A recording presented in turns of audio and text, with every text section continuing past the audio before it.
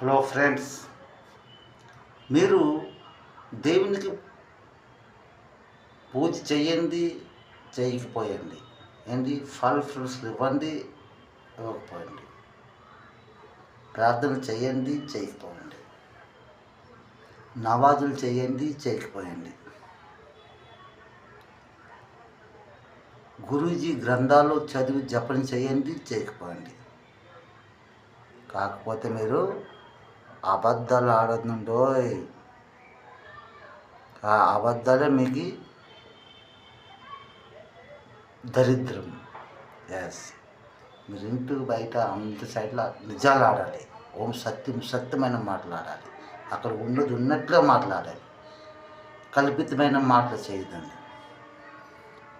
నీకాడే idea ఉంది, నాకాడే idea ఉంది అంటే ఐడియా ఉందనుకొని నువ్వు అబద్ధాలతో అదేదో పని నువ్వు చేసేసుకొని నువ్వు ఏదో పెద్ద బిల్డింగ్ కట్టేసుకుంటానంటే కాదు అక్కడ నువ్వు మునిగిపోయినట్లు.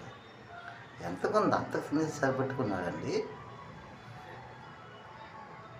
నువ్వు పరదేశం నుంచి మనం వచ్చాం కదండి. ఇక్కడ ఉండిపోయి మనము తరతరాలు ఉండిపోయి ఎలా ఉండిపోతామండి. అది పరదేశం నుండి మనం వచ్చామంటే మనం పరదేశం, మనం ఇక్కడ పరదేశం కదండి. మళ్ళీ మనం అక్కడికి వెళ్ళాలి. అది అసలైన రాజ్యం. అందులోపలికి వెళ్ళాలంటే నువ్వు ఇక్కడ సత్యం మాట్లాడాలి. ఆ సత్యమే పూజపాఠం, ఆ సత్యమే ప్రార్థన, ఆ సత్యమే నవాజు, ఆ సత్యమే గురూజీ జపనం మాట్లాడడం. ఎస్, నువ్వు సత్యం మాట్లాడవు.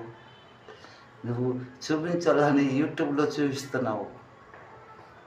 నేను ప్రార్థన చేస్తున్నాను, నేను దేవుని ఎదురున్న ప్రణామం చేస్తున్నాను చూపించేసి లైక్ కామెంట్లు చేసుకుంటే కాదు.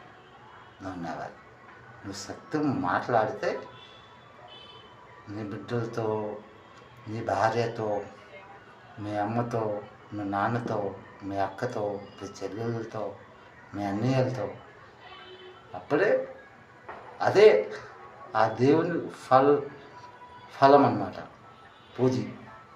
ఎస్, ఒకరికొకరికి రెస్పెక్ట్, మర్యాదతో మనం రావాలి. ఇది స్వరూపంలో ఉన్నమాట. హిందూ అయినా, క్రైస్తవ అయినా, ముస్లిం అయినా, సిక్ అయినా అందరికీ ఒకటే సందేశం.